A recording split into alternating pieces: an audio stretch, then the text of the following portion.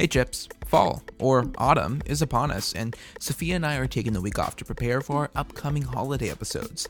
They're going to be really big, or at least I hope they're going to be, because I have not planned them yet. That's what I'm taking the week off for. But this week, we don't want to leave you with nothing to listen to, so what we've got for you are 3 outtakes from some recent episodes of the podcast. So let's get started with our first one, which is an outtake from last week's episode where we had Chip Amber on the show. We talked about a lot of things that episode, and the extra cut-in that Sofia and I did and recorded last minute really made the episode a bit long for broadcast. So we cut out about 10 minutes of conversation from the show, and here are those 10 minutes. We talk about board games and a mispronunciation of a certain board game name, and we also talk about what universe of a movie or TV show or book we would like to live in.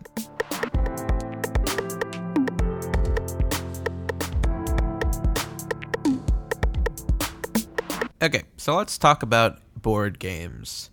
This is a thing I've always wanted to bring up because I see these board game podcasts where people just talk about board games for like 3 hours and they don't edit their shows, and they're like really popular, and I'm like, why didn't I think about that? But Sofia and I we don't play many board games. We're very simple people. We play boring games. Yes, we play boring games. We play chess. We play chess checkers. Is not boring. Okay, yeah. Chess and checkers are games of strategy. Yeah. If you're extremely good in checkers, then you have a logically thinking brain, you'll probably be good at chess. That's just the way it works. I win, and I don't know how I win. It's not like Chutes and Ladders where all you do is roll and it's up to fate or whatever. Well, that's the thing. Like, I don't think we've ever played anything besides chess, checkers, Monopoly. What's that? Upwards. Chutes Scrabble. And Ladders. Scrabble? And what else? Well, I've never played Upwards or Scrabble. And obviously Block real. Us. Block Us is like the most played game. That's it. That's all we've ever played. All we play. Blocus? Block Us. Blockus. Blockus. Blocus. That's how you pronounce it?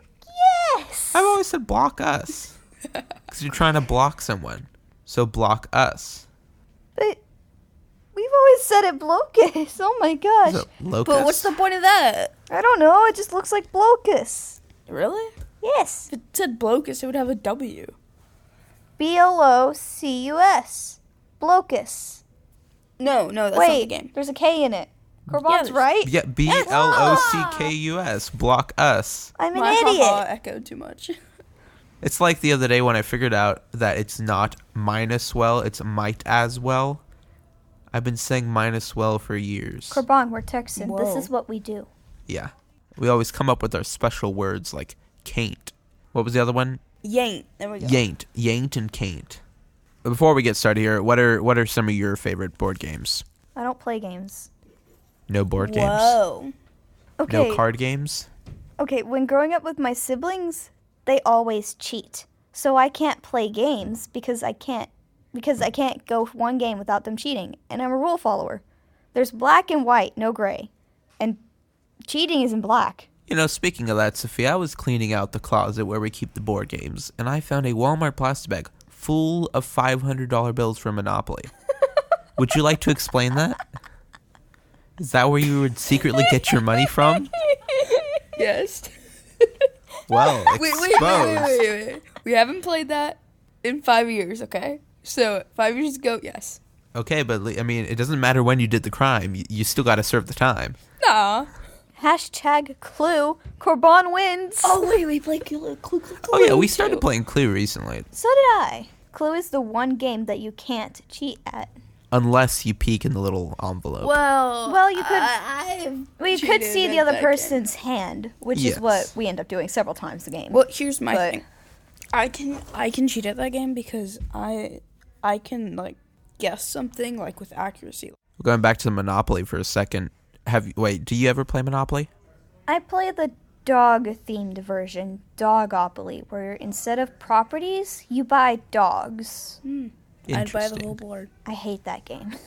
Well, are there any games you play where you specifically or your family has their own rules for the game? Oh. I can't play games with my family. Everyone's always cheating and whining and crying, and I can't deal with that, so I just can't play with them. Sounds like our family when we play big family rounds of Phase 10. Oh, yes. Those things, they will last. They will last. One of them lasted 8 hours at a Thanksgiving day. Yeah. That They makes will not sense. stop. And we didn't even get past Phase 3. Yeah. How many phases are there? There's 10. 10. Phase 10 Oh, phases. it's called Phase 10 for a reason. Yeah. So it Why works. did it take so long to get past Phase 3? Well, It's our, just people never stop talking. our Makes Monopoly rules, only ones like we have are the one our mom had from when she was a kid. And she's like, when you have to pay a bill, you put the money in the middle. And then if you land on free parking, you get the money. I'm pretty sure Yeah, that's what we do, too. that's a common That's one. an actual rule, though, isn't it? No, it's not. People do it so much they think it's an actual rule. I don't think I've I ever thought that read was the like, rules to anything in my life. I thought that was like in the actual rule book, because I'm pretty sure that was in the rule book for Dogopoly. If I had the instructions and they weren't lost, Yep. then I could probably check that. Oh, okay, wait. So, quick question, do you actually read rules to anything? Yes. Of course. Is that a Really? question? Who Yeah. doesn't read the rules? Me, I never read rules to anything, ever. Then The I only don't. rules I've ever read are the Is 10 that why Commandments. the shelf here on the table next to us isn't built? It's in No, pieces. built. It came together already. Okay, how about Uno? Do you guys have anything to say about Uno? Oh, was I the thing. love Uno. Oh, Uno attack with my siblings? Whew. It's actually attack. Y'all should play Uno or Crazy 8 with Ashley, Benji, Preston, and Karma. That is a game you want to be in. I only learned how to play Uno when I turned 11. When Same you turned here. Uno. And I learned with a bunch of random college kids, so I'm pretty sure it taught me the wrong rules so that they could win. Wong Wools. Wong rules. Corey Say it Wong like that. rules. There we go. Fix myself.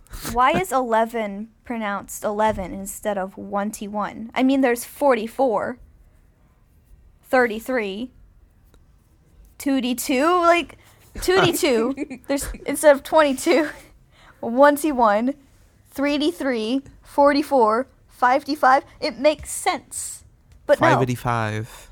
5D5. Fighting 5. That's an extra shower thought for you. You're welcome. That's It's interesting. very nice. Okay, so I guess that's all we have to say about board games. The movies. And games in general. Okay, yeah, that's the next thing. So here's a question that we like skirt around a lot when we talk about our movie and book reviews. So that is, what is a movie universe, or I guess you could even add book universe, that you would want to live in? How much time you got? Like 10 minutes. Okay, I'll make this short. So, number 1, probably Marvel. Because Marvel. 2, Percy Jackson universe. But the thing is, like, you're still yourself. And 3, Narnia. Oh, wait, we have to be ourselves? Yeah. How can Like- you be yourselves in Narnia? Yeah, that's fine. Like, Narnia is great. I love Narnia. There's so many things where I'd be like, I'd just go up to them and be like, hey, just do this. It'll turn out so much better. Just trust me. But that spoilers, Corban. I know. I have All the Wrong Questions, the book series.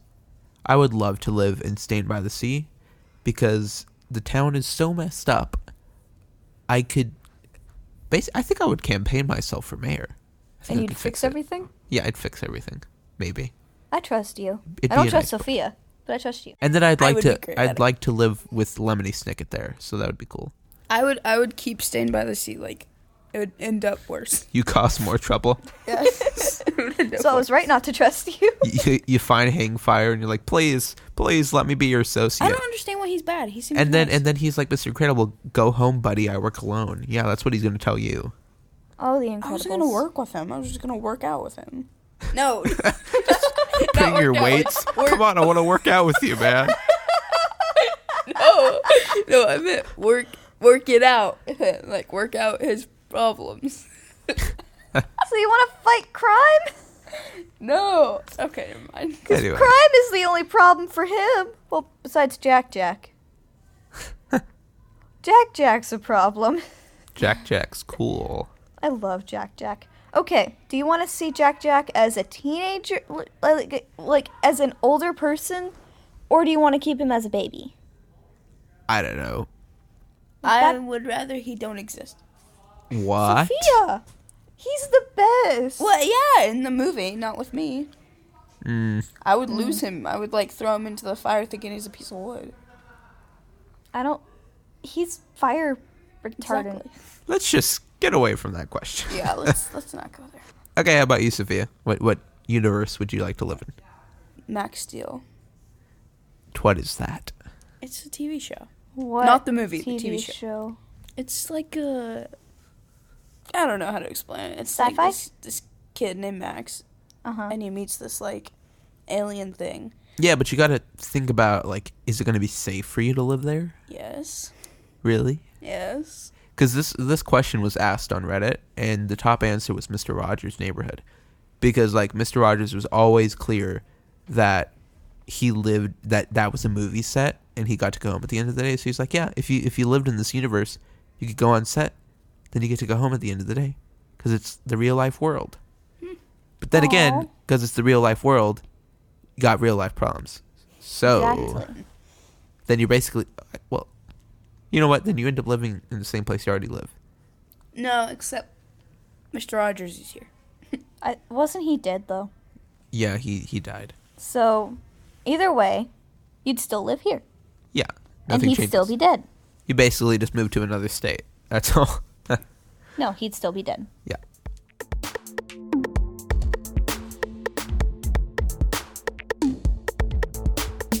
Our next outtake is 5 minutes of nothing but jokes, or supposed jokes in air quotes, if you can see my hands right now.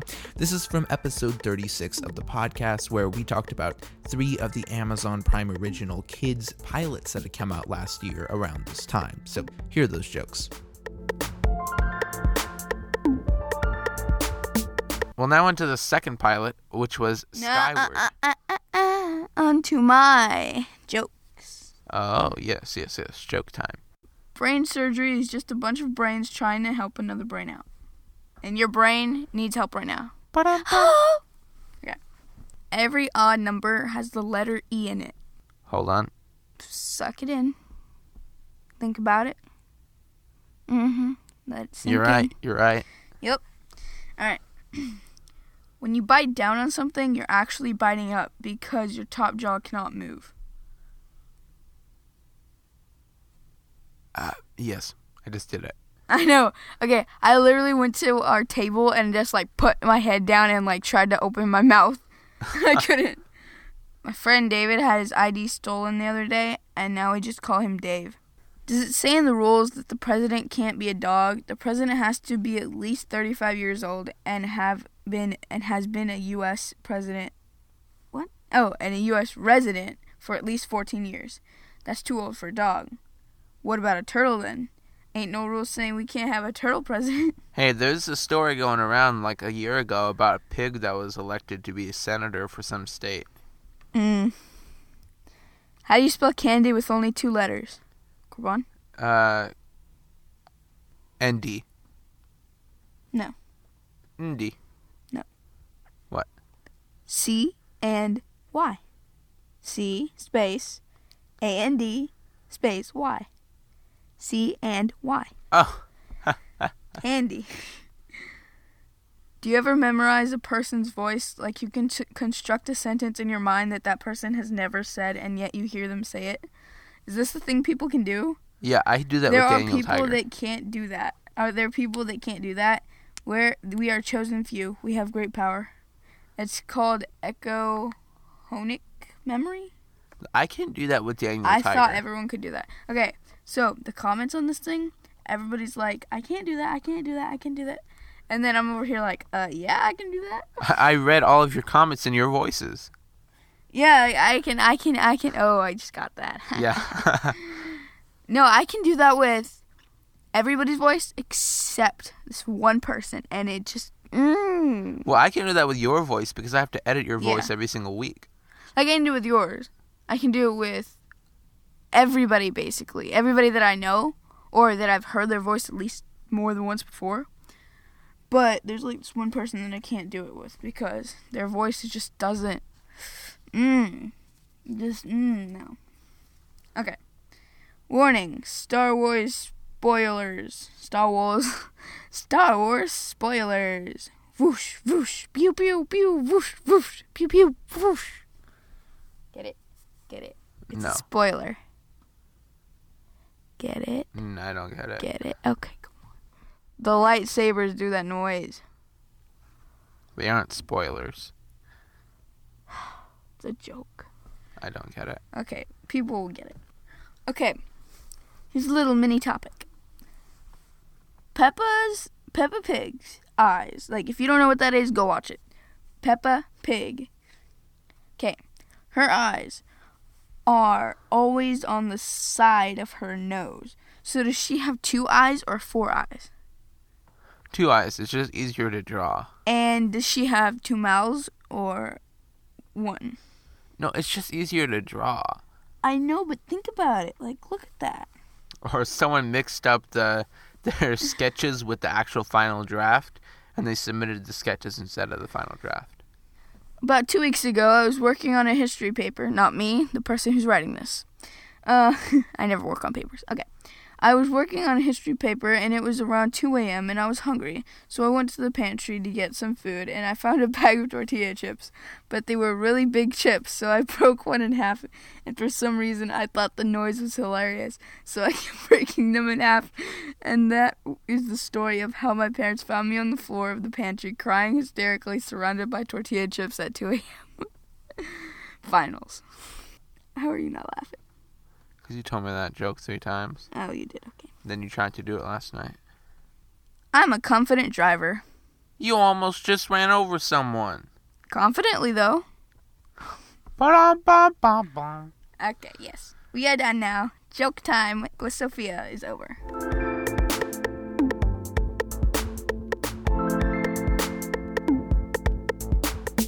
Next up is something a bit different. It's something I've never done on the show before.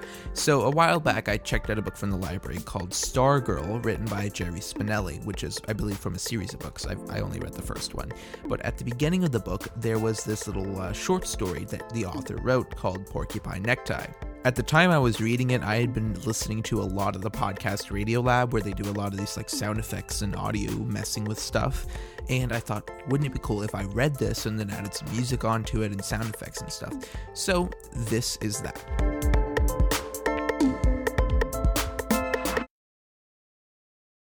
Porcupine Necktie by Jerry Spinelli.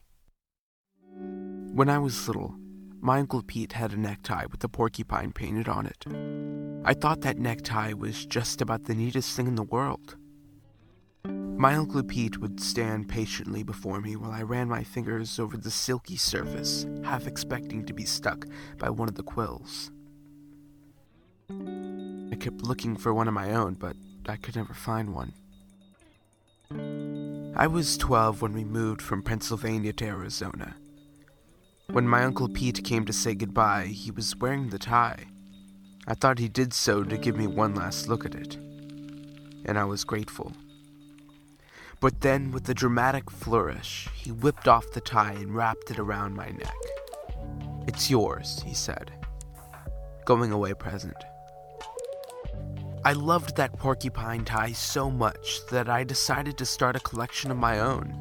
2 years after we settled in Arizona, the number of ties in my collection was still 1.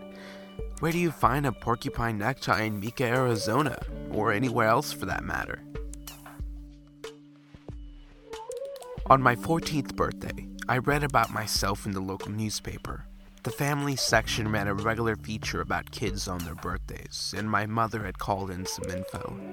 The last sentence read, "As a hobby, Leo Borlaug collects porcupine neckties. Porcupine neckties. Porcupine neckties. Porcupine neckties. Porcupine neckties. Porcupine neckties. Porcupine neckties. Porcupine neckties."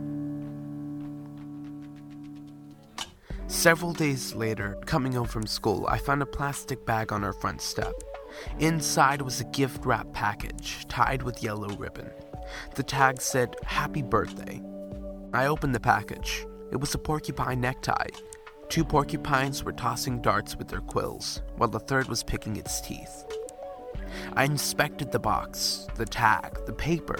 Nowhere could I find the giver's name. I asked my parents. I asked my friends. I called my Uncle Pete. Everyone denied knowing anything about it. At the time, I simply considered the episode as a mystery. It did not occur to me that I was being watched. We were all being watched.